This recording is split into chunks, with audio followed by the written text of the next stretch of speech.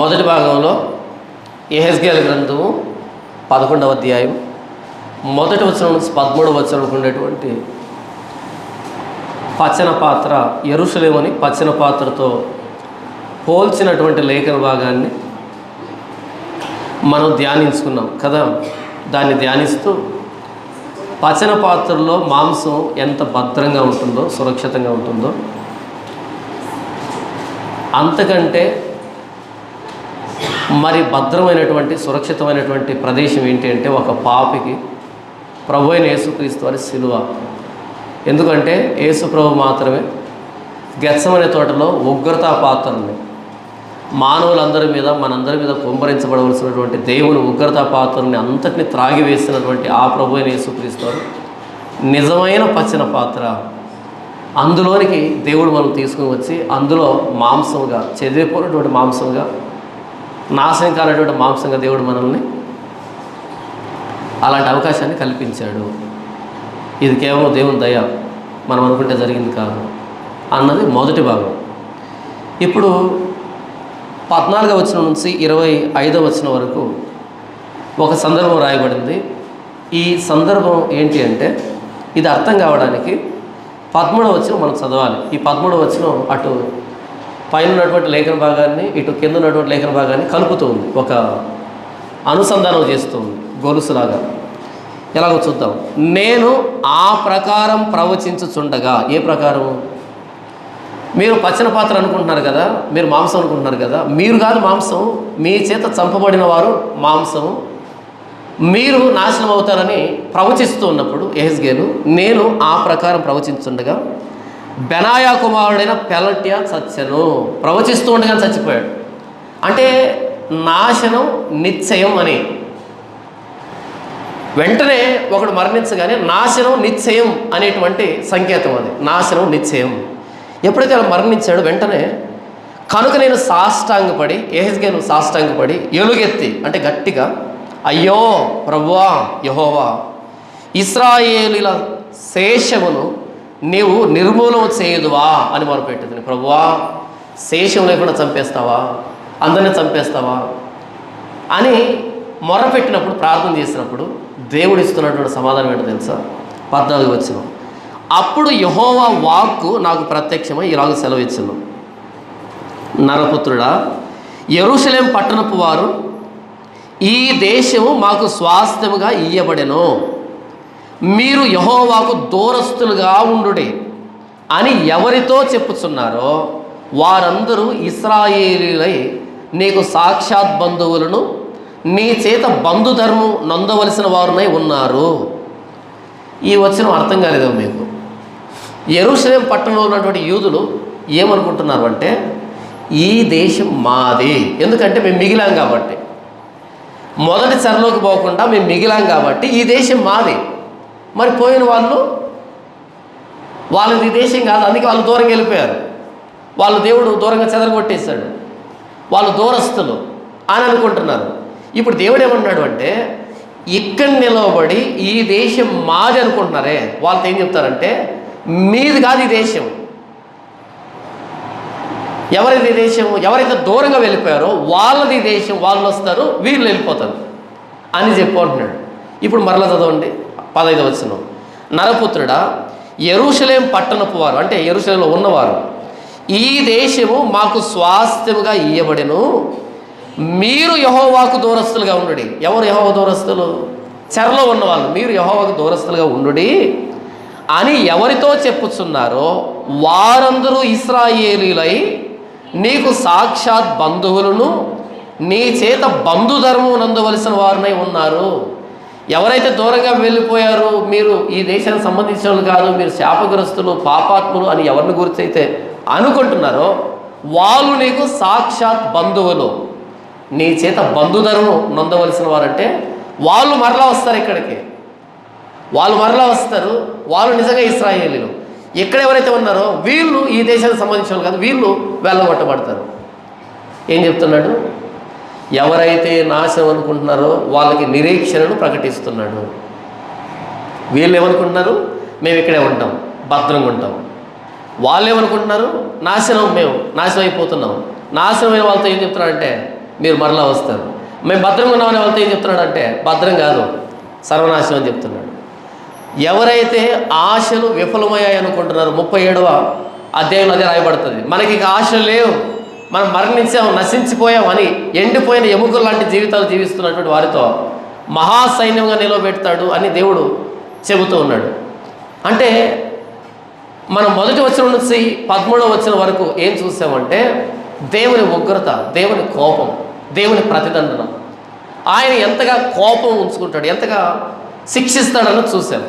అయితే 14వ వచనం నుంచి మనం ఏం చూస్తున్నాం అంటే దేవుడు శిక్షించే దేవుడు మాత్రమే కాదు, ఆయన కనికరించే దేవుడు కూడా, ఆయన దయ చూపించే దేవుడు కూడా, ఆయన ప్రేమించే దేవుడు కూడా, ఆయన సమకూర్చే దేవుడు కూడా. దేవుడు నాణ్యం అనుకుంటే ఆ నాణ్యానికి 2 వైపులు ఉంటాయి. ప్రతి నాణ్యానికి ఎన్ని వైపులు ఉంటాయి? 2 వైపులు ఉంటాయి. ఒకటేంటి బొమ్మ, ఇంకొకటి ఏంటి బొరుసు. దేవునికి 2 పార్శ్వాలు ఉన్నాయి, 2 కోణాలు ఉన్నాయి. ఒకటి ఆయన ఉగ్రత చూపించే దేవుడు, 2 ఆయన ప్రేమ చూపించే దేవుడు. కేవలం ఉగ్రతనే చూస్తే మనకు నిరీక్షణ ఉండదు, కేవలం ప్రేమనే చూస్తే మనకు భయం ఉండదు. చాలామంది ఏం చేస్తున్నారు అంటే చూసేది ఉగ్రతనే చూస్తారు, అమ్మో ఎంత భయంకరుడు అయినా, ఎంత భయంకరుడు అయినని భయపడిపోతున్నారు. కొంతమంది ప్రేమనే చూస్తున్నారు, ప్రేమను చూసి ఆ భయాన్ని కోల్పోతున్నారు. ప్రేమ ఉంది, ఉగ్రత ఉంది. మొదటి వచనం నుంచి 13వ వచనం వరకు ఉగ్రత అయితే, కోపం అయితే, 14 నుంచి 25 వరకు ప్రేమ, నిరీక్షణ చూపెడుతున్నాడు, దయ చూపెడుతున్నాడు, కనికరం చూపెడుతున్నాడు. 15వ వచనం, నరపుత్రుడా, యెరూషలేము పట్టణపు వారు ఈ దేశము మాకు స్వాస్థ్యముగా ఇయ్యబడెను, మీరు యెహోవాకు దూరస్తులుగా ఉండుడి అని ఎవరితో చెప్పుచున్నారో వారందరూ ఇశ్రాయేలీలై నీకు సాక్షాత్ బంధువులను, నీ చేత బంధుధర్మం నొందవలసిన వారినై ఉన్నారు. కాబట్టి వారికి ఈ మాట ప్రకటింపు. ప్రభువైన యెహోవా సెలవిస్తున్నదేమనగా, దూరమున ఉన్న అన్య జనుల్లోనికి నేను వారిని తోలివేసినను, ఆయా దేశంలో వారిని చెదరగొట్టినను, వారు వెళ్ళిన ఆయా దేశంలో కొంతకాలము నేను వారికి పరిశుద్ధాలయముగా ఉందును. చెదరగొట్టాను, వెళ్ళిపోయారు, అక్కడే నివాసం ఉన్నారు. అయితే కొంతకాలం అక్కడ నేను పరిశుద్ధాలయంగా ఉంటాను, నేను పరిశుద్ధాలయంగా ఉంటాను. తర్వాత మరలా ఇక్కడ తీసుకువచ్చి ఇక్కడ ఆలయాన్ని కట్టిస్తాను. ఎందుకు చెదరగొట్టాను? చేసిన దోషాన్ని బట్టి. ఆ దోషాన్ని బట్టి ఎక్కడ నశింపజేస్తానా? కాదు, కొద్ది కాలమే. ఏం చెప్తున్నాడు దేవుడు అంటే, ఆయన ఉగ్రత చూపెడతాడు, అదే సమయంలో ప్రేమను కూడా చూపెడతాడు. ఆయన తీర్పు అంతిమం కాదు, ఆయన ప్రేమిస్తున్నాడని అది శాశ్వతం కాదు. ప్రేమిస్తున్నాడని తొగదాడిస్తే ఉగ్రత వస్తుంది. ఉగ్రత వచ్చిందని ఆశలు వదిలిపెట్టుకోవాల్సిన అక్కర్లే, మరలా ప్రేమ చూపెడతాడు. ఆయన వాత్సల్యత కలిగిన దేవుడు. వాత్సల్యత అంటే తల్లిదండ్రుల గురించి చెప్పబడేటువంటి పదం అది. నిర్గమకాండము 34వ అధ్యాయము 6వ వచనంలో దేవుడు ఏంటి, మనం నమ్ముకున్నటువంటి దేవుడు ఎవరు అనేది చాలా స్పష్టంగా వర్ణించబడింది. నేను చదివినిపిస్తుంది చూడండి. నిర్గమకాండము 34వ అధ్యాయం 6వ వచనం.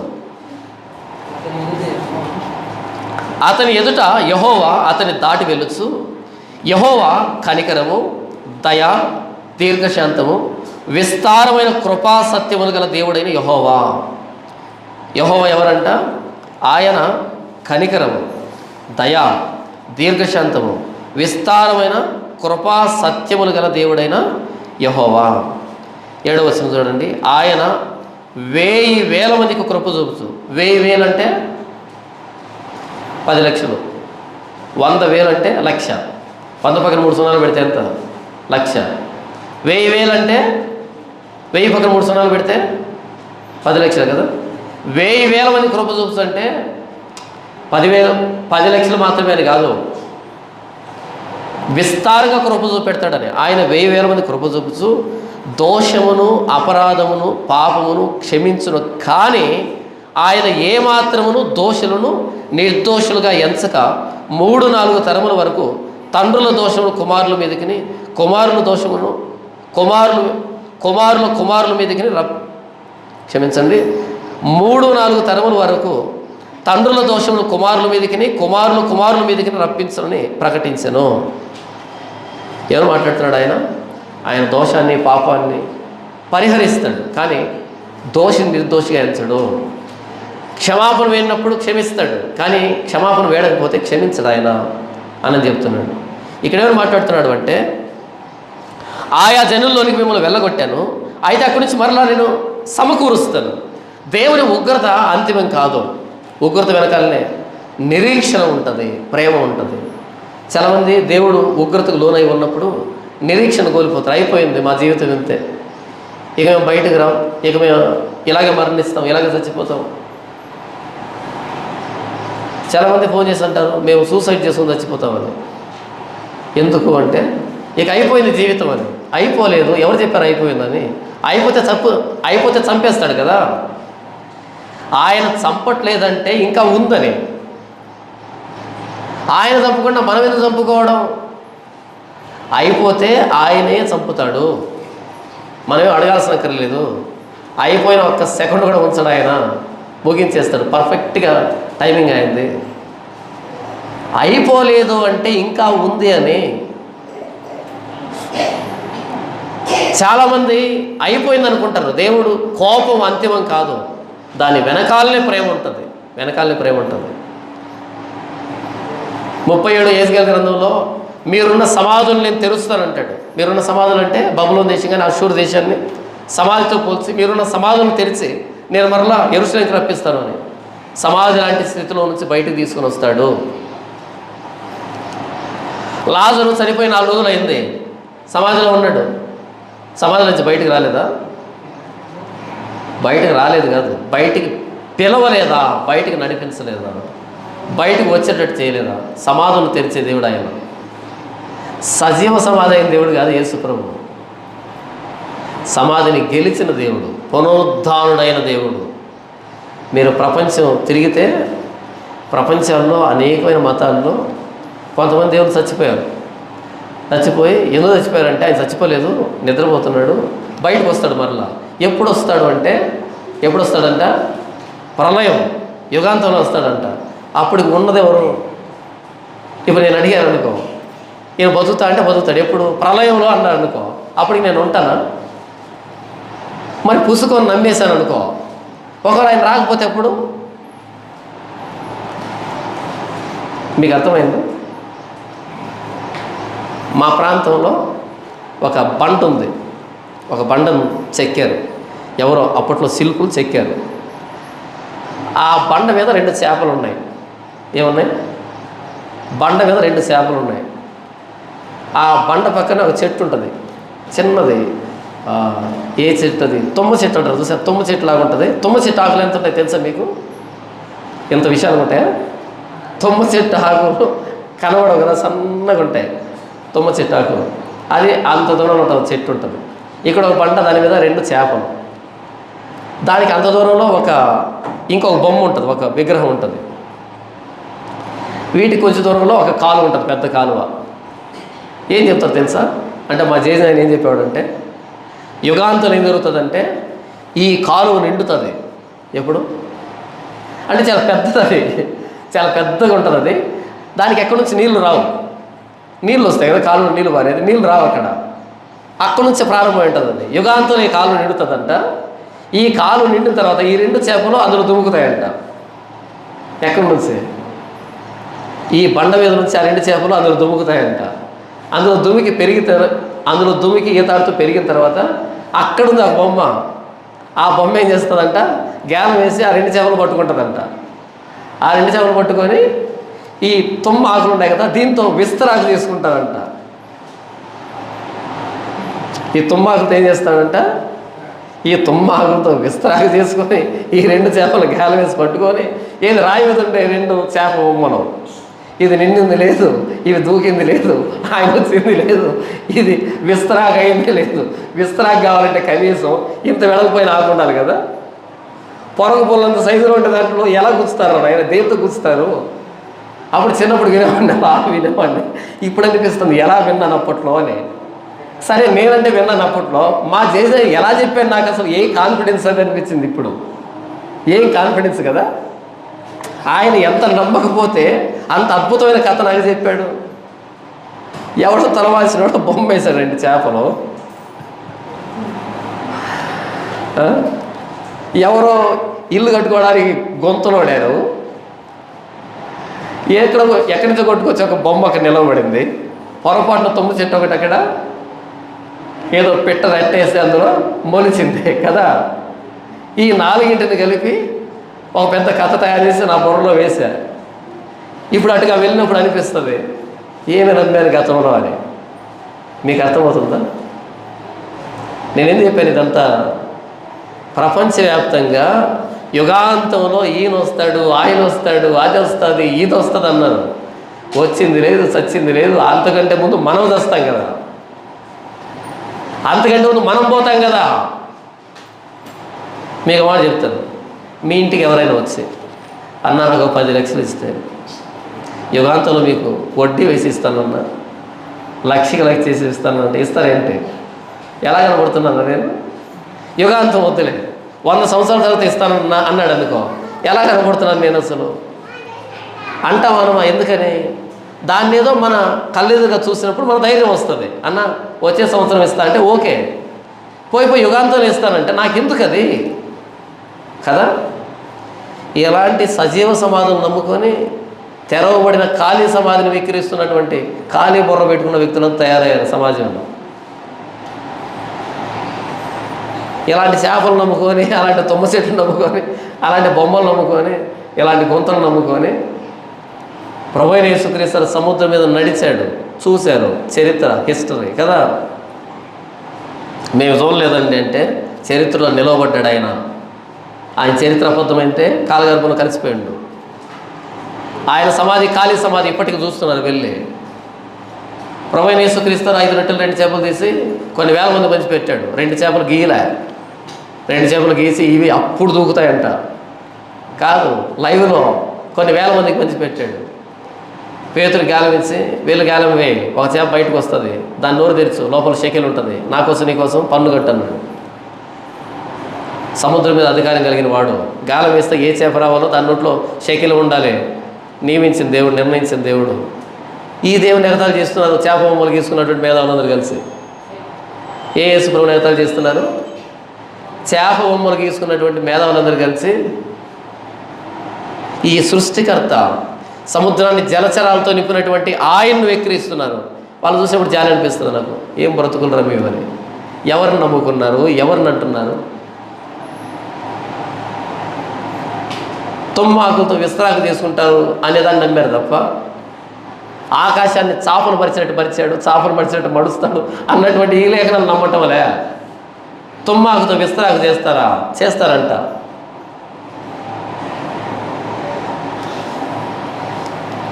నేనేం చెప్తున్నాను అంటే, ఈరోజు ప్రపంచం ఒక అబద్ధాన్ని నమ్ముకొని నిజాన్ని పక్కన పెట్టేసింది. సజీవ సమాధిని నమ్ముకొని ఖాళీ సమాధిని వెక్కిరిస్తున్నటువంటి వైనం. ఈ తుమ్మాకుతో విశ్రాంతి తీసుకుంటారనే సిద్ధాంతం నమ్ముకున్న వాళ్ళు యేసుప్రభు అంటే 3 మేకులు బీక్కోలేకపోయాడంట. యేసుప్రభు 3 మేకులు బీక్కోలేకపోయాడంట. కానీ తుమ్మాకుతో విశ్రాంతి చేస్తారా? పొరగపూల కంటే సన్నగా ఉంటుంది అది. తెలివి మోకాల్లోకి దిగజారితే ఇలా మాట్లాడతాము. చూడండి, కాగా నీవు ఈ మాట ప్రకటింపము, ప్రభు అయిన యెహోవా సెలవిస్తున్నదేమనగా, ఆయా జనముల మధ్య నుండి నేను మిమ్మల్ని సమకూర్చి మీరు చెదరగొట్టబడిన దేశంలో నుండి మిమ్మల్ని రప్పించి ఇశ్రాయేలు దేశం మీ వశం చేసేదను. ఎవరైతే అయిపోయింది మా జీవితం అనుకుంటారో అక్కడి నుంచే ప్రారంభిస్తాడు ఆయన, అక్కడి నుంచే నూతన జీవితాన్ని ఇస్తాడు ఆయన. ఒకప్పుడు ఇలాంటి తుమ్మ చెట్లు సిద్ధాంతాలు, చేప సిద్ధాంతాలు, బొమ్మ సిద్ధాంతాలు, గొంత సిద్ధాంతాలు నమ్ముకొని బ్రతుకుతున్నటువంటి మనకి ఇలాంటి అద్భుతమైనటువంటి జీవితం ఉంటుందని ఎవరు ఊహించారు? పునరుద్ధరణైన ప్రభువైన యేసుక్రీస్తుని అంగీకరిస్తామని ఎవరు ఊహించారు? ఊహించగలిగామా? ఊహించలేదు కదా. అయిపోయింది జీవితం అనుకున్నాం. ప్రతి దైవత్వం లేనటువంటి వస్తువుకి నమస్కారం పెట్టాం. ఈరోజు ఎలాంటి జీవితాన్ని ఇచ్చాడు యేసు ప్రభు? చాలామంది ఆత్మహత్య చేసుకుంటారు, అయిపోయింది మా జీవితం అని. అయిపోదు, ఆయన ప్రాణం తీసేంత వరకు నిలవబడాలి, బ్రతకాలి, ఓర్చుకోవాలి, భరించాలి. ఉగ్రత వెనకాల ఏముంటుంది? ప్రేమ ఉంటుంది. చీకటి తర్వాత ఏముంటుంది? వెలుగు ఉంటుంది. వాన వెలిసిన తర్వాత ఏముంటుంది? వెలుతుంటుంది, ఎండ ఉంటుంది కదా. ప్రతి ఏడుపు తర్వాత ఏముంటుంది? నవ్వు ఉంటుంది. ఉండదా? భూమి పెళ్ళగించబడింది. చార్లెస్ కౌమెన్ రాస్తుంది ఎడారిలో సెలయర్లు అనే పుస్తకంలో ఏమని రాస్తుందంటే, ఆవిడ ఎక్కడికో వెళ్తూ ఉంటుందంట. ఇలా దాటుకుని పొలాల్లో వెళ్తూ ఉన్నప్పుడు రైతు ఏం చేశాడంటే ఆ పొలాన్ని దున్నుతూ ఉన్నాడు. తిరుగు వచ్చేటప్పుడు మొత్తం దున్నేశాడు. వెళ్ళేటప్పుడు చదువుగా ఉన్నటువంటి ఆ పొలం వచ్చేటప్పుడు ఎలా అయిపోయిందంటే తలక్రిందులుగా అయిపోయింది, అందవిహీనంగా అయిపోయింది. అలా ఇంతకుముందు వెళ్ళేటప్పుడు చదునుగా ఉన్నటువంటి భూమి ఇంత అందవిహీనంగా అయిపోయింది ఏంటని అనుకుంటూ ఇంటికి వచ్చిందంట. ఒక 2 నెలల తర్వాత మరలా అదే దారిలో వెళ్ళాల్సి వచ్చింది. అలా వెళ్తూ ఉంటే పచ్చటి పొలం, పువ్వులు, కాయలు ఎంత ఆహ్లాదకరంగా మారిందో అది. అప్పుడు అనిపించింది, ఆవిడ రాసింది అక్కడ పేపర్లో రాస్తుంది ఏమనంటే, భూమి దున్నబడకపోతే పంట ఎక్కడి నుంచి వస్తుంది, ఆ సొగసైన పంట ఎక్కడి నుంచి వస్తుంది, ముందు దున్నబడాలి కదా అంటది కదా. ముందు దున్నబడితే కదా పంట వస్తుంది, దున్నకుండా పంట వస్తుంది ఏంటి, పిచ్చి మొక్కలు వస్తాయి దున్నకపోతే. మనం నమ్ముకున్నది ఎవరిని అంటే సజీవుడైన దేవుడిని. సజీవుడైన దేవుడు ఉగ్రతను చూపెడతాడు పాపం చేసినప్పుడు, పశ్చాత్తాపడినప్పుడు ప్రేమను చూపెడతాడు. ఉగ్రత అంతిమం కాదు, దాని వెనకాలనే ప్రేమ ఉంటుంది. ఇది తెలియనటువంటి అనేక మంది తమ ఆత్మని, తమ జీవితాన్ని నాశనానికి అప్పగించుకుంటారు ఆత్మహత్య పేరుతో. క్రైస్తవులు ఆత్మహత్య చేసుకోవడం చాలా తక్కువ, నాకు తెలిసి చేసుకోరు. చేసుకున్నారంటే వాళ్ళకు వాక్యం తెలియక, సువార్త అందక. బయట వ్యక్తులకి కష్టం వచ్చిందనుకో వెంటనే ఏం చేస్తారు, వెంటనే రైల్వే ట్రాక్ ఎంత దూరం ఇక్కడ నుంచి. ఎందుకంటే ఆత్మహత్య వాళ్ళకు వేరే దారి తెలియదు పాపం. కానీ క్రైస్తవుడికి బాధ అనిపిస్తే మోకరించి పశ్చాత్తాపడతాడు, ఏడుస్తాడు ఏడుస్తాడు ఏడుస్తాడు ఏడుస్తాడు ప్రభు సమాధానం ఇచ్చేంత వరకు ఏడుస్తాడు, చచ్చిపోయేంత వరకు ఏడుస్తాడు, చచ్చిపోయేంత వరకు క్షమాపణ అడుగుతాడు. ఎందుకని?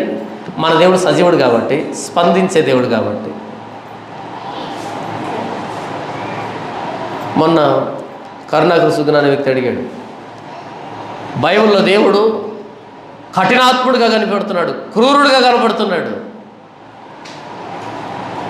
అని అన్నాడు. నేను చెప్పాను దానికి ఎస్. ఎందుకు బైబిల్లో ఉన్న దేవుడు కఠినాత్ముడు కనపడతాడంటే, బైబిల్లో ఉన్న దేవుడు బొమ్మ కాదు కాబట్టి అన్నా. ఎక్కడో చివుక్కుమంది పాపం, బయటికి చెప్పలే, లోపల అణుచుకున్నాడు పాపం. తేలుగుట్టం దొంగలు ఉంటారు చూసారా.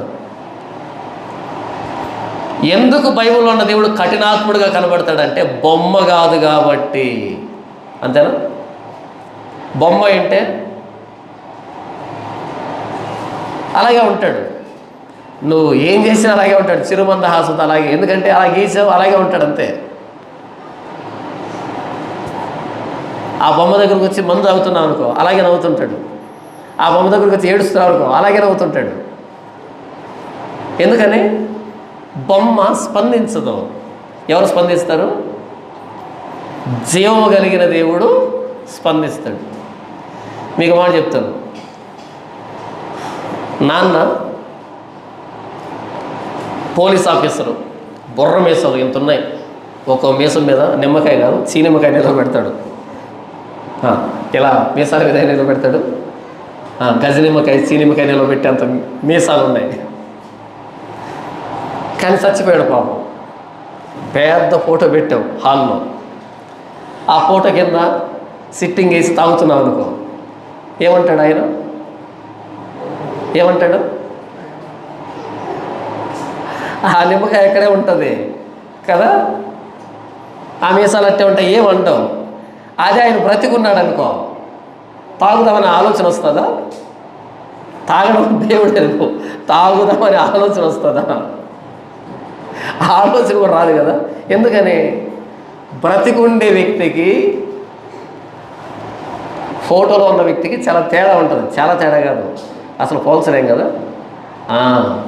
బైబిల్లో దేవుడు కఠినాత్ముడు, క్రూరుడు, అది ఇది అంటే నేను అన్నాను ఎస్. ఎందుకంటే బైబిల్లో ఉన్న దేవుడు సజీవుడు, ఆయన బొమ్మ కాదు అన్న. కిసుక్కుమనలే. ఎందుకని?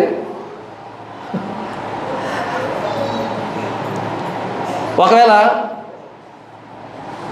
మా దేవుడు కూడా సజీవులు అన్నాడు అనుకో, మరి ఉగ్రత చూపించాలా? నాన్న కొట్టాడా? నన్ను చిన్నప్పుడు మా నాన్న కొట్టాడు, మామూలు కొట్టుడు కాదు అది. సన్నగా ఉండేవాడిని, రెండు చేతులు ఒక చేతిలో కొట్టుకుంటాడు. అర్థమైందా? రెండు చేతులు కలిపి ఒక చేతితో పట్టుకుంటాడు. అప్పట్లో వర్షం పడి లింగ తులసి అంటారు చూసారా, దాని పక్కన మొలుస్తుంది, చాలా గట్టిగా ఉంటుంది అది. దాన్ని చూసేప్పుడల్లా మా నాన్న గుర్తొస్తాడు. ఆ లింగ తులసి ఇలా పీకితే మొత్తం వేలతో సహా వస్తుంది, ఇంత పడుకుంటుంది అది.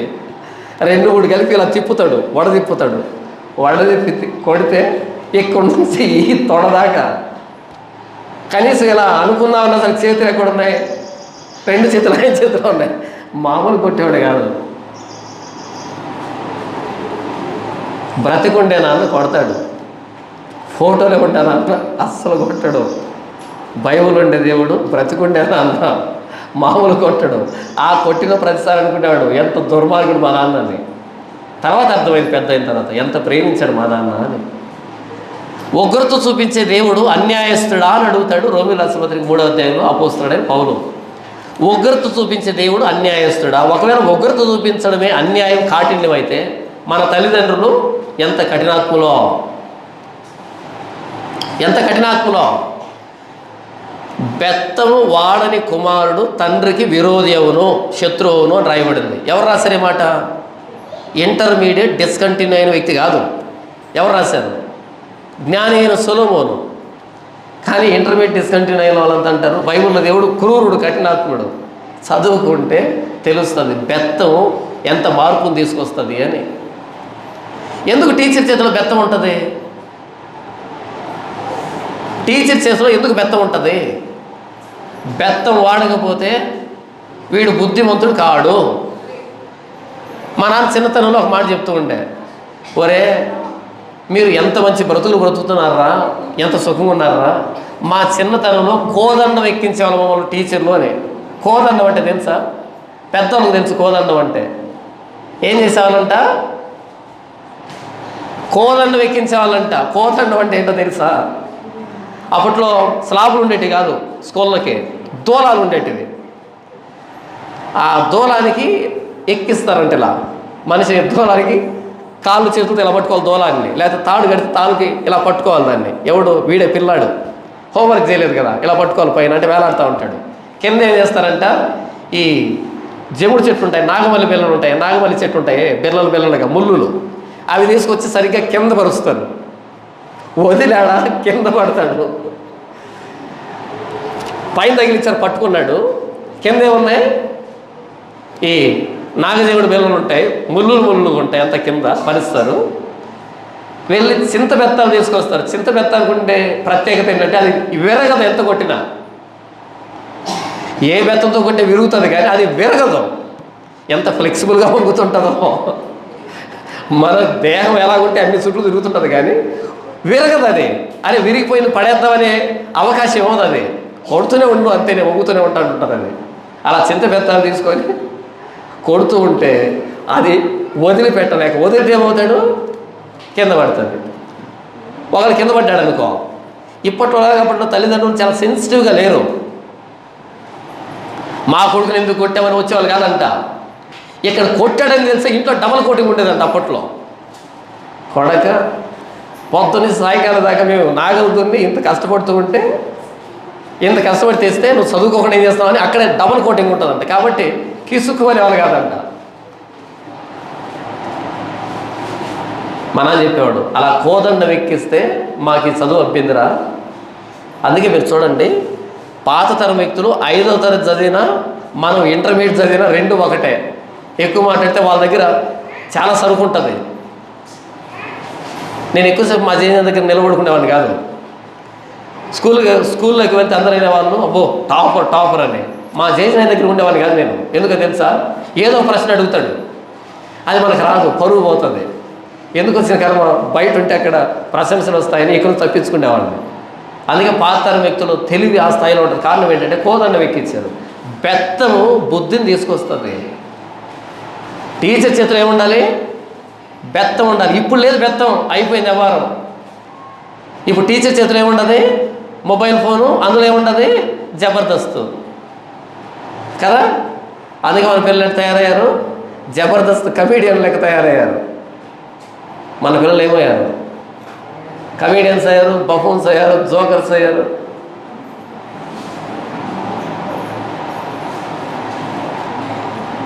మా మేడం ఒక ఉండే, అంటే నాతో ఇప్పుడు పనిచేసాను, వాళ్ళ సార్ ఒక ఆయన ఉండే, అంటే ఆయన వేరే డిపార్ట్మెంట్లో పనిచేస్తాడు. ఆయన పదే పదే అనేవాడంట, వస్తే మీ స్కూల్ ఎంత గొప్పదంటే అని అంటాడంట. ఈవిడ చెవులు నిక్కరించి ఆహా మా స్కూల్ పొగుడుతున్నాడు. ఈవిడ స్కూల్ పొగిడితే ఎవరు పొగిడినట్టు? ఈవిడ పొగిడినట్టే కదా. మా స్కూల్ పొగుడుతున్నాడు, ఏంటి చెప్పు మా గొప్పతనం అంటే, అసలు మీ స్కూల్ అనేది లేకపోతే ఒక్క ఆటో డ్రైవర్ ఉంటాడా చెప్పు బస్ స్టాండ్లో? అంటే ఎవరిని తయారు చేస్తుంది ఈ స్కూలు? ఆటో డ్రైవర్ని. మీ స్కూల్ లేకపోతే ఒక్క ఆటో డ్రైవర్ లేడు, ఒక చెప్పులు కుట్టేవాళ్ళు లేడు, ఒక అరటి పండ్లు అమ్మేవాళ్ళు లేడు, ఫోన్లను అల్లేవాళ్ళు లేడు అనగానే ఈవిడ సిగ్గుతో తలదించుకోవచ్చు, సార్ మా భర్త ఇలా అన్నాడు అని చెప్పి నాకు చాలా ఆలోచన వచ్చింది. నిజమే కదా, ఎందుకంటే బెత్తం వాళ్ళే. ఒకసారి ఒక పిల్లోని కొట్టాను నేను, కొట్టగానే సాయంకాలం 4:30కి బయట 10 మంది స్పాట్ పెట్టారు. కొడుకు బయటికి రాగానే తోలు తీసేస్తామని నాకు ముందుగానే ఇన్ఫర్మేషన్ వచ్చింది. తర్వాత టీచర్లందరూ మీద సార్ సార్ అని భంగపడి వాళ్ళందరినీ ఊరు పంపించంటే మందలించి ఏది పిల్లోని కొట్టానండి. ఆ తర్వాత నేను కూడా డిసైడ్ అయ్యాను, ఎందుకు ఈ కర్మ అంతా, కొట్టడం ఎందుకు. అందుకనే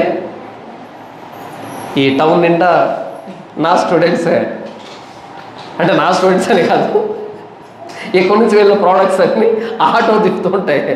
అప్పుడప్పుడు కనబడతారు బస్ స్టాండ్లో, వాళ్ళ తోడుగా తల తీసుకొని పక్కకు వచ్చేస్తాను, నమస్కారం పెడతాడేమో సార్ వద్దున్నాయన.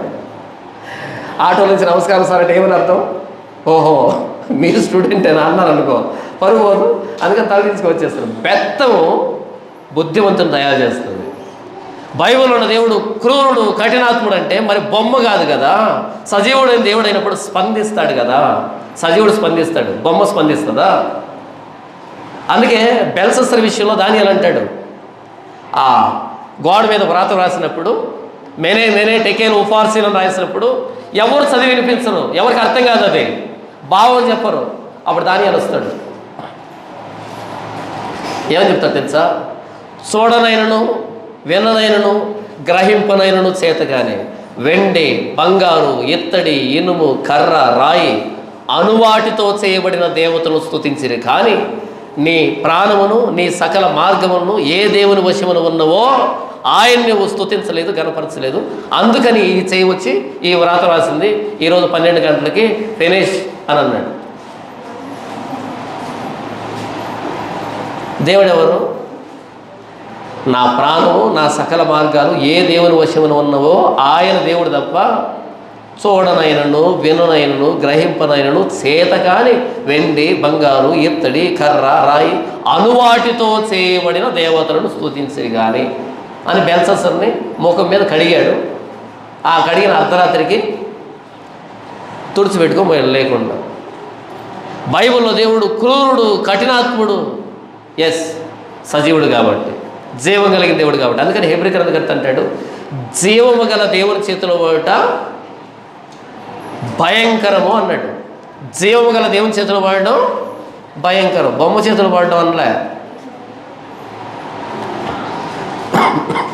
చిన్నప్పుడు పిల్లలు మేము ఆడుకుంటూ ఉన్నప్పుడు అప్పట్లో అంటే ఈ చిన్న చిన్న రాళ్ళని వరుసగా 10-15 పెట్టేవాళ్ళు విగ్రహాలని ఊరి చివర. మీరు గమనించలేదు అప్పట్లో. ఇప్పుడు గుడులు కట్టారు, అప్పుడు గుడులు లేవు. చుట్టూ ఒక మట్టి లాంటిది పెట్టి అలా చిన్న చిన్న రాళ్ళు పెట్టేవాళ్ళు. అలా ఆడుకునే క్రమంలో, దొంగ పోలీస్ ఆట ఆడుకునే క్రమంలో అనుకోకుండా దాని మీద కాలు పెట్టి అటువైపు పరిగెత్తాను నేను. అంటే పిల్లలు కదా కనిపెడతాడనే ఆ హంగామలో పరిగెత్తాను కాలు పెట్టి. అంతే, నా వెనకాల ఒకడు చూశాడు, చూసి ఒరే తొక్కేసావు, రాత్రికి వచ్చి గొంతు కోసేస్తాడు అన్నాడు. ఇక అప్పటి నుంచి భయం పట్టుకుంది. రాత్రి అవుతుంది, ఉదయానికల్లా ఏమవుతుంది పీక, ఆ గొంతు కోసేస్తాడు. ఇక రాత్రి పడుకుంటే నిద్ర రావట్లే, ఎందుకంటే నిద్రపోతే గొంతు కోసేస్తాడని. అలా ఆలోచించి మేలుకొని అది వెళ్ళుకొని నిద్రపోయాను.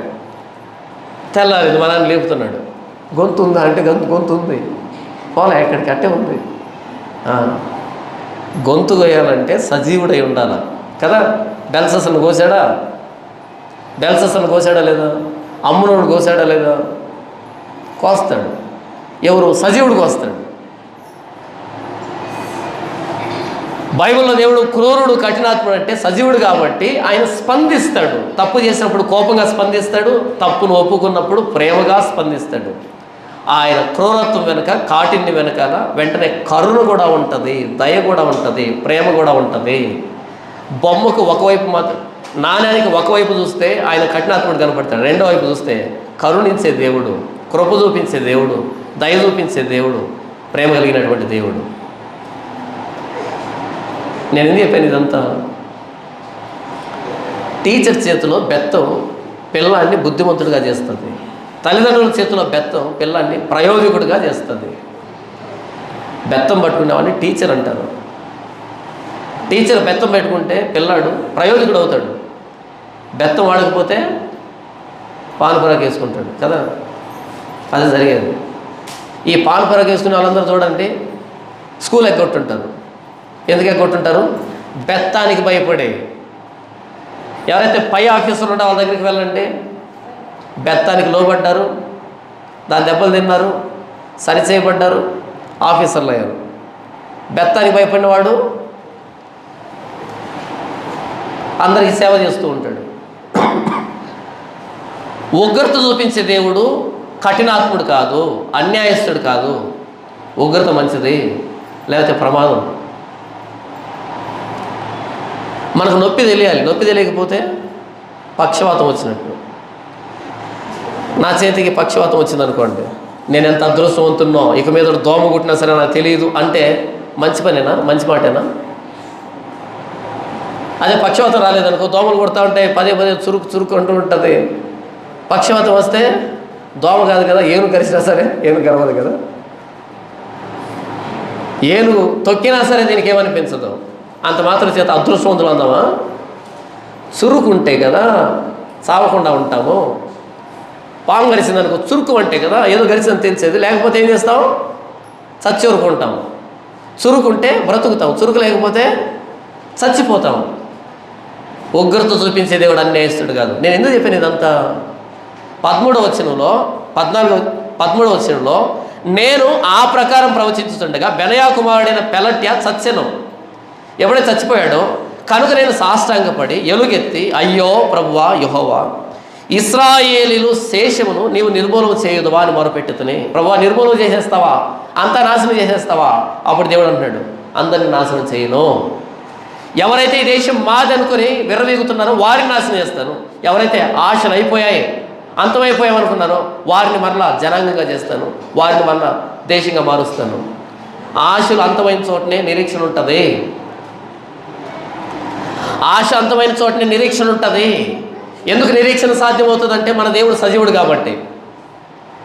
మన దేవుడు సజీవుడు కాబట్టి ఆశ పెట్టుకోవచ్చు. మనం నమ్ముకున్నది సజీవుని కాకుండా మానవుల చేత కల్పించబడినటువంటి సిద్ధాంతాలు అయి ఉంటే మనకు నిరీక్షణ లేదు. అందుకే క్రైస్తవులు మనం ఏడుస్తాం, ప్రార్థన చేస్తాం, మొదలు పెడతాం. ఎందుకని? ఆయన వింటాడు కాబట్టి.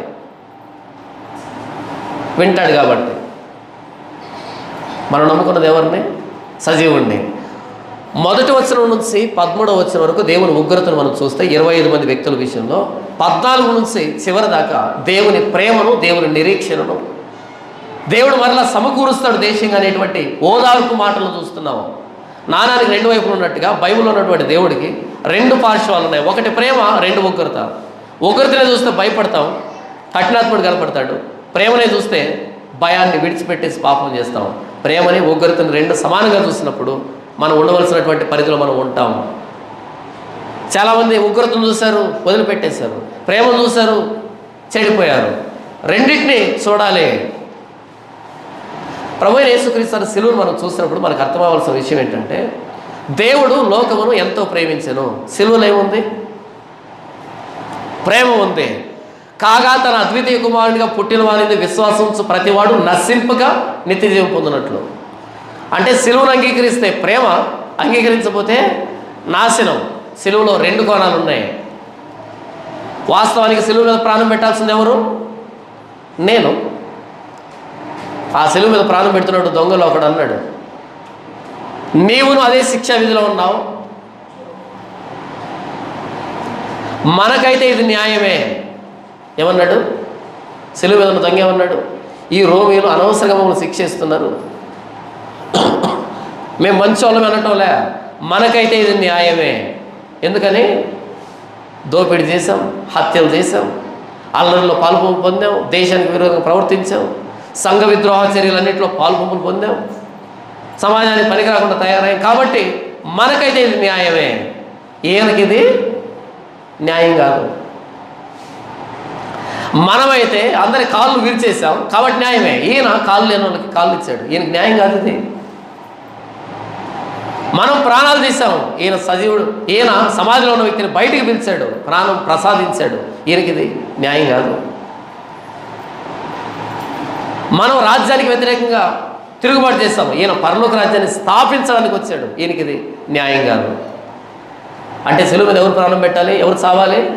నీవు నేను చావాలి, మనం చావాలి, ఆ దారుణమైన చావు.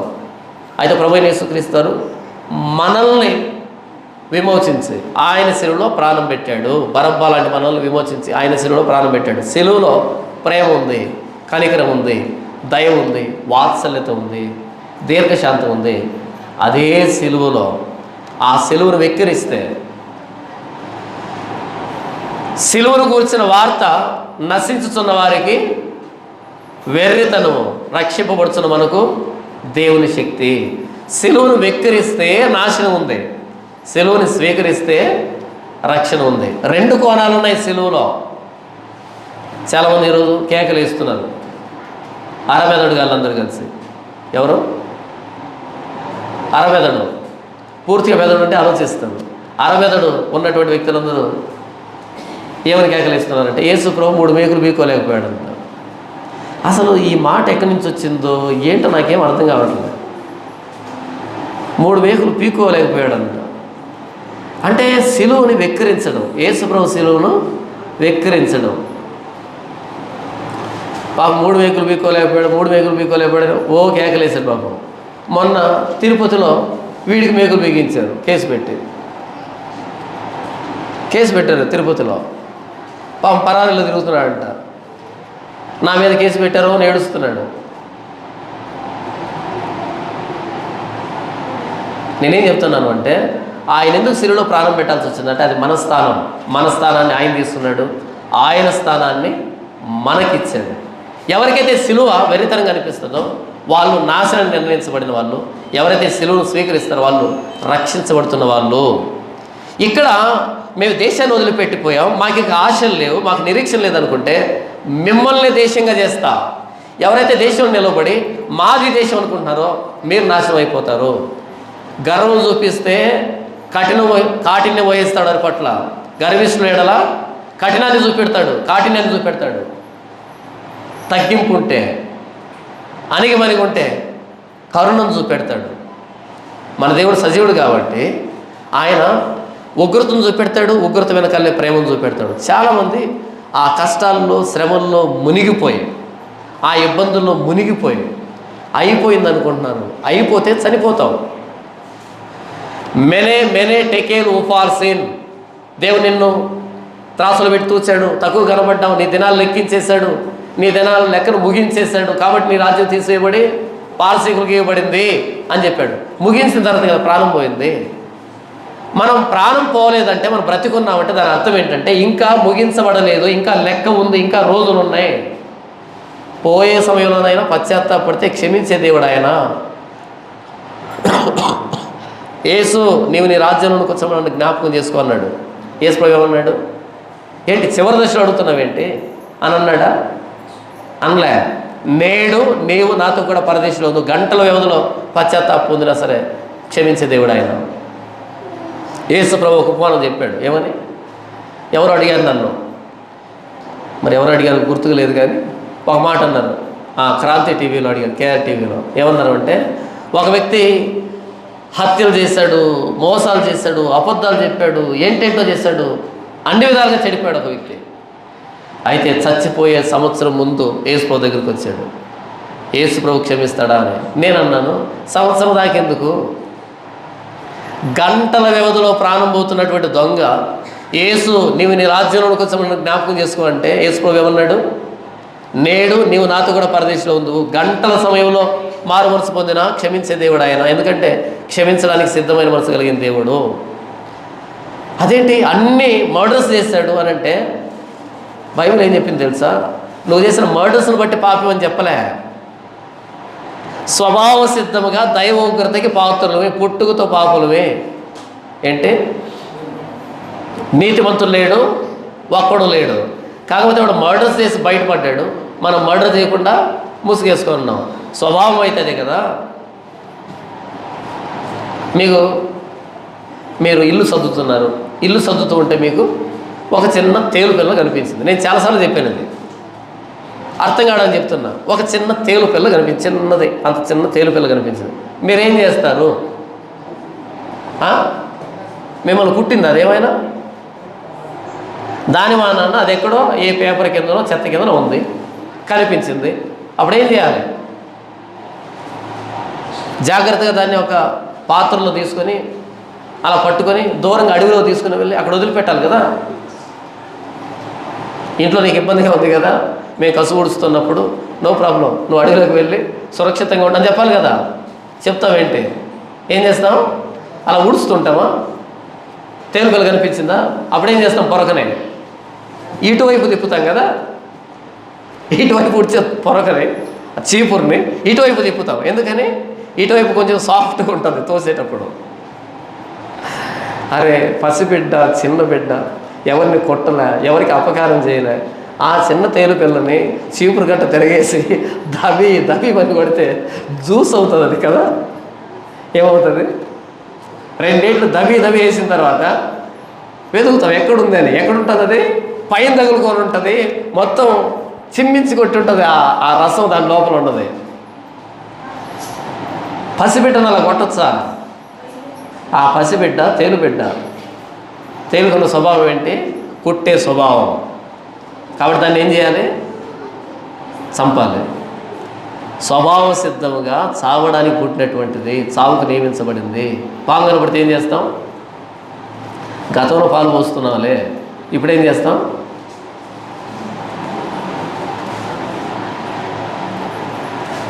కొన్ని జంతువులు కనిపించినప్పుడు చంపుతాం అంతే. ఉగ్రతకు పాత్రలు అనేటట్టుగా స్వభావ సిద్ధంగా దైవ ఉగ్రతకు పాత్రలమని ఎఫెసీ పత్రికలో రాయబడింది. పుట్టుకతో పాపులమే, జన్మతా పాపులమే, కర్మతా పాపులమే, ఏ భేదం లేదు. అందరూ పాపం చేసి దేవుడు అనుగ్రహించే మహిమను పొందలేకపోతున్నాం. కాబట్టి ఇన్ని మర్డర్లు చేశాడు, ఇన్ని మానభంగాలు చేశాడు కాబట్టి పాపి కాదు. పాపి కాబట్టి అవన్నీ చేశాడు. వాడికి అవకాశం వచ్చింది కాబట్టి మర్డర్ చేశాడు. నాకు అవకాశం రాలేదు కాబట్టి శాంతి వచ్చినాను పలుకుతున్నాను. నాకు కూడా అవకాశం వచ్చింది అనుకో, నన్ను ఎవరికి గెలికాడు అనుకో, అవకాశం వచ్చిందనుకో, పాతి పెట్టడమే కదా. చాలాసార్లు పెద్ద పెద్ద డైలాగులు వేస్తాం కదా, పాతి పెట్టేస్తా జాగ్రత్త నిన్నది. ఎందుకు పాతి పెట్టట్లే? పక్కనే పోలీస్ స్టేషన్ ఉంది కాబట్టి. ఎందుకు వచ్చిన కర్మ? కొంచెం ఓర్చుకుందామని. అదే పోలీస్ స్టేషన్ తీసేది చూడు, ఒక్కరోజు పోలీస్ స్టేషన్ సెలవిచ్చి ఈరోజు ఎన్ని మర్డర్లు చేసినా సరే లెక్కలోకి తీసుకోమని ఒక చిన్న ప్రకటన వదిలిపెట్టి చూడవను.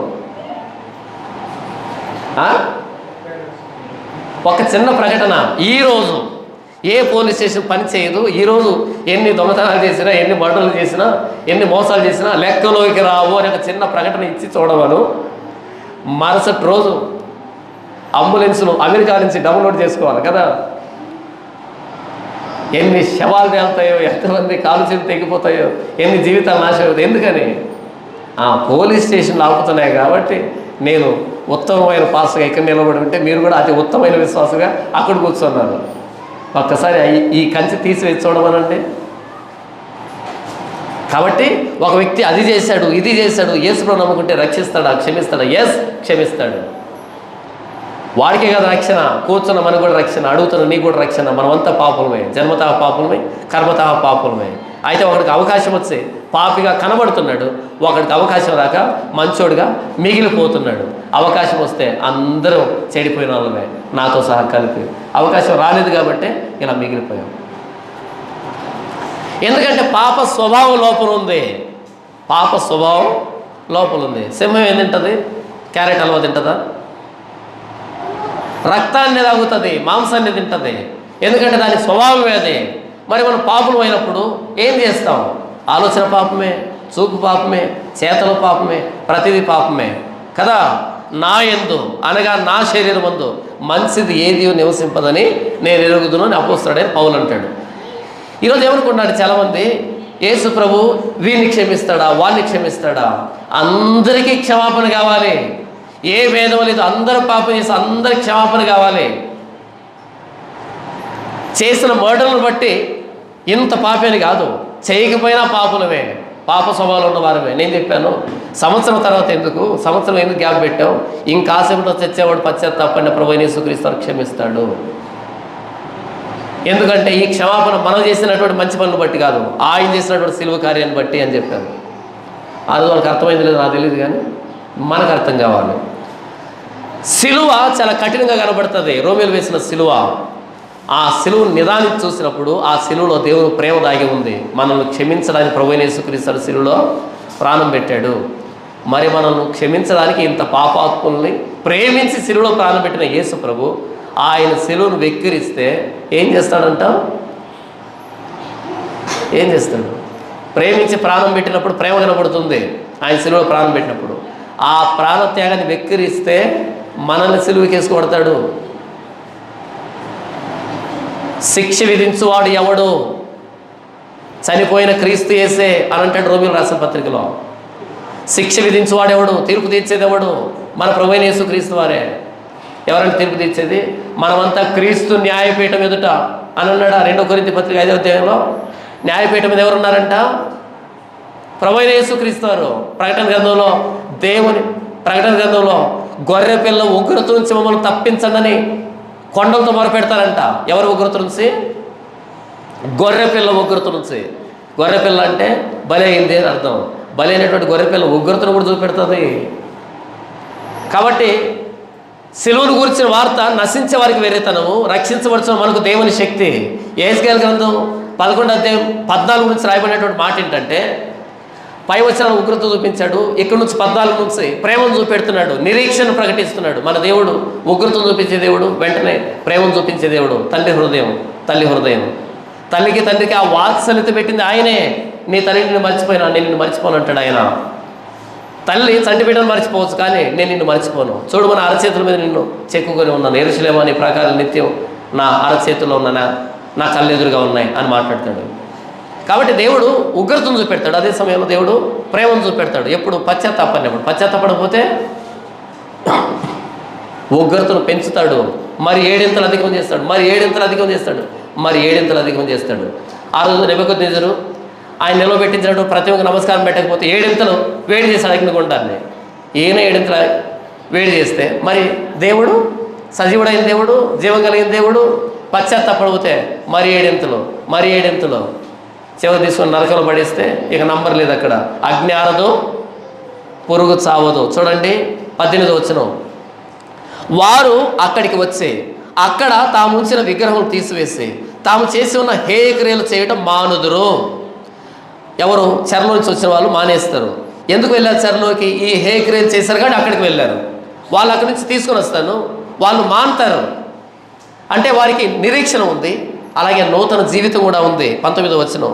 వారు నా కట్టడలను నా విధులను అనుసరించి గైకొన్నట్లు నేను వారి శరీరంలో నుండి రాతి గుండెను తీసివేసి వారికి మాంసపు గుండెనిచ్చి వారికి ఏక మనసు కలుగజేసి వారి యందు నూతన ఆత్మ పుట్టించుదురు.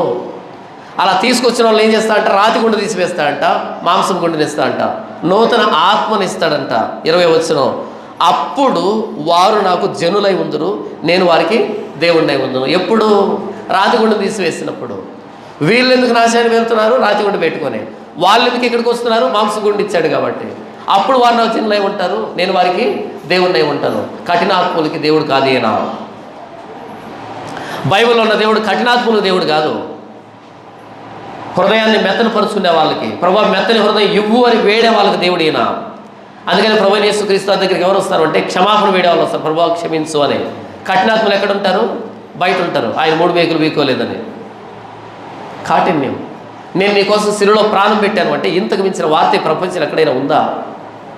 ఏ దేవుడుగా పిలువబడుతున్నటువంటి, ఏ దేవతగా పిలువబడుతున్నటువంటి పాత్ర ఈ మాట చెప్పిందా? మీకోసం నేను ప్రాణం పెట్టానని.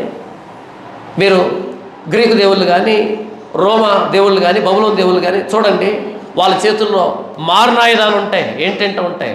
ఎందుకు ఆ మారణాయుధాలు పట్టుకున్నారంటే భార్యను ఎవరో అపహరించారు, వాడిని చంపడానికి మారణాయుధం. వాళ్ళ కొడుకుని ఎవరు అపహరించారు, వాళ్ళని చంపడానికి మారలేదు. అంతేగాని భక్తుని రక్షించడానికి కాదా ఇవి? భక్తుని రక్షించడానికి కాదు. వాళ్ళ కుటుంబ సమస్యలు ఏది కథలు అవన్నీ, ఆ కథల్లో వారి కుటుంబ సమస్యలు సృష్టించి ఆ కుటుంబ సమస్యల కోసం మారణాయుధాలు చేతిలో పెట్టారు. కానీ ప్రభువైన యేసుక్రీస్తు చేతుల్లో మేకులు ఉంటాయి. ఎందుకో తెలుసా? ఎందుకుంటే ఆయన చేతుల్లో మేకులు? మనం చేతితో చేసినటువంటి పాపాలను బట్టి. ఆయన కాలంలో మేకులు ఉంటాయి. ఎందుకో తెలుసా? మనం కాళ్ళతో చేసినటువంటి పాపాలను బట్టి. ఆయన తల మీద ముళ్ళు కిరీటం ఉంటుంది. ఎందుకో తెలుసా? మన తలతో చేసినటువంటి పాపపు యోచనలు బట్టి. ఆయన గుండెలో బల్లింపోవటం మన గుండెలో యోచించిన దుర్యోచనలు బట్టి. ఆయన శరీరం అంతా గాయాలు కారణం ఏంటంటే మన శరీరంతో చేసినటువంటి నీచమైన పనులను బట్టి. ఎందుకు ప్రభువైన యేసుక్రీస్తు శిలువలో ప్రాణం పెట్టాడు? మనం పాపాత్ములు కాబట్టి మనల్ని క్షమించడానికి. ఎందుకు రక్తం కార్చాడు? మనల్ని కడగడానికి. ఈ వార్త ఎంత శుభవార్త అనుకుంటున్నారు? ఏంటి, నన్ను దేవుడు ప్రేమిస్తున్నాడా? ప్రాణం పెట్టేందుకు ప్రేమిస్తున్నాడా? ఈ మాట కూడా అర్థం కాక ఆయన ఎగతాళి చేస్తున్నారంటే ఎంత కఠినాత్ములై ఉంటే,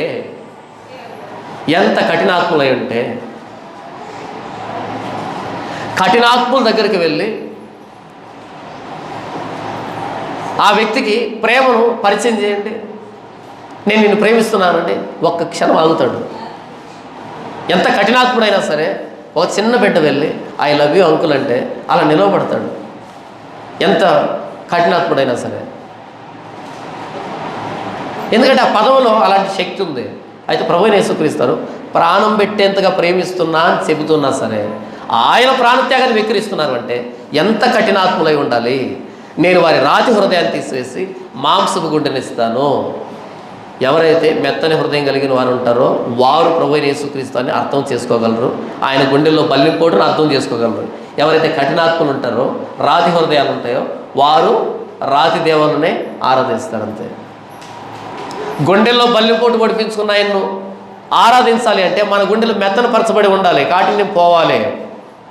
మన గుండె రాయి అయితే మనం బయట కూడా రాయినే ఆరాధిస్తాం. అంతేనా? చూడండి, ఎప్పుడైతే ఈ మాట 20 వచ్చునో, అప్పుడు వారు నాకు జనులై ఉందురు, నేను వారికి దేవుణ్ణై ఉందును. అయితే తమ విగ్రహములను అనుసరించచ్చు, అది చెప్తున్నాడు చూడండి.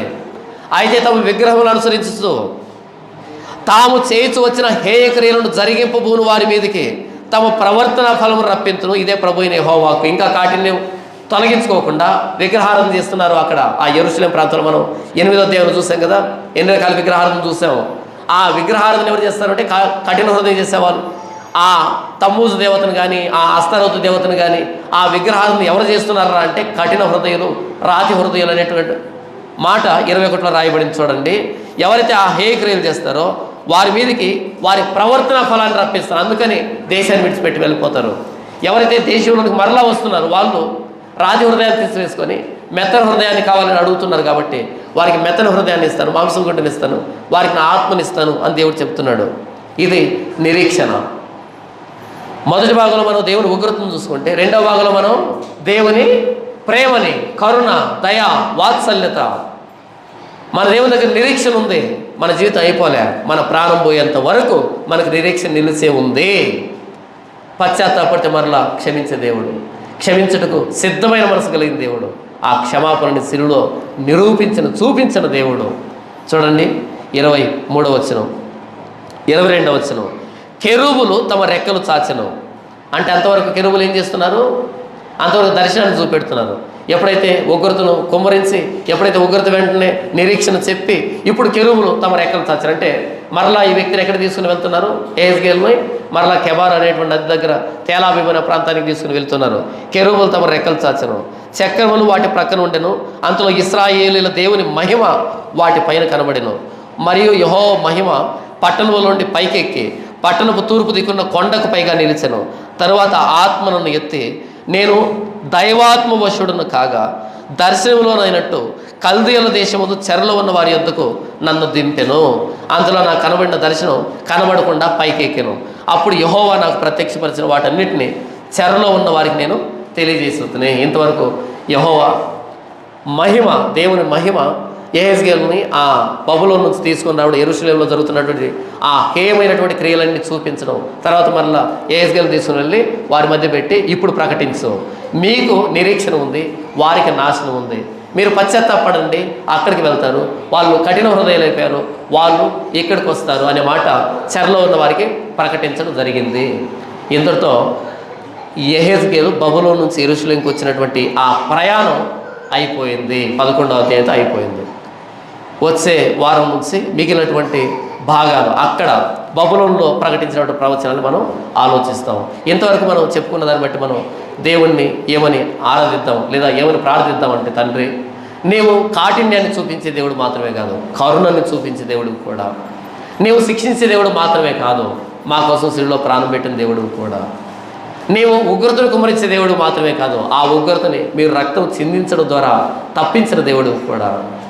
ప్రభువా, ప్రపంచం మిమ్మల్ని కఠినాత్ముడిగా చూసి, క్రూరుడిగా చూసి అపార్థం చేసుకుంటున్నారు, సెలువును విక్రయిస్తున్నారు. అయితే ఆ సెలువులో దాగి ఉన్నటువంటి ఆ ప్రేమ, ఆ కరుణ, దయ, ఆ వాత్సల్యతను ఇంతవరకు నాకు వినిపించినందుకే మీకు వందనాలు. తండ్రి, నీ ఉగ్రత చూపించే దేవుడివి, అలాగే ప్రేమను చూపించే దేవుడు. కారణం ఏంటంటే సజీవుడు అయిన దేవుడివి. సజీవుడు అయిన దేవుడు అయిన నీవు, జీవం కలిగిన దేవుడు అయిన నీవు నా జీవితంలో నాకు ప్రత్యక్షపరుచుకున్నందుకై, నాకు అర్థమైనందుకై, నా కఠిన హృదయాన్ని తీసివేసి మాంసం గుడిని ఇచ్చినందుకై, మిమ్మల్ని అనుసరించడానికి పరిశుద్ధాత్మని నాకు అనుగ్రహించినందుకై, నా ప్రభువైన యేసుక్రీస్తు శిలువయందు ప్రతినిత్యం అతిశయించడానికి, ప్రభువైన యేసుక్రీస్తు రక్తాన్ని బట్టి దేవుని ప్రేమను అనుభవించడానికి మీరు నన్ను ఏర్పాటు చేసిన విధానం బట్టి మీకు వందనాలు. తండ్రి, ఈ లోకంలో నేను చేస్తున్నటువంటి పాపాలను బట్టి నా జీవితం అయిపోయింది అనుకునే స్థితిలో నుంచి నన్ను బయటికి తీసి ప్రభువైన యేసుక్రీస్తుని బట్టి ఇంత భవిష్యత్తును మీరు నాకు ఇచ్చారు అంటే ఎంత ప్రేమ చూపెడతారు. ప్రభువా, మీ కృతజ్ఞతలు. అయినా నా తండ్రి ఇంతవరకు నా ప్రభువైన యేసుక్రీస్తు శిలువను నేను విక్రయించేట్టుగా బ్రతుకుతున్నాను. ప్రభువా, నన్ను క్షమించు, నా పాపాలు క్షమించని ప్రతి పాపాన్ని ఒప్పుకుంటూ ఆయన చేసిన మేలు బట్టి స్తుతిస్తూ మనల్ని మనమే విమర్శించుకుంటూ ప్రభువైన యేసుక్రీస్తు వారి శరీరంలోనూ ఆయన రక్తంలోనూ చేయవేద్దాం. ప్రభు మనల్ని క్షమిస్తాడు. మనల్ని మనం విమర్శించుకుంటే శిక్ష పొందకపోవదము, ప్రభు విమర్శిస్తే దారుణంగా ఉంటుంది. ప్రభువైన యేసుక్రీస్తు శిలువలో దేవుని ప్రేమ ఉంది, దేవుని ఉగ్రత ఉంది.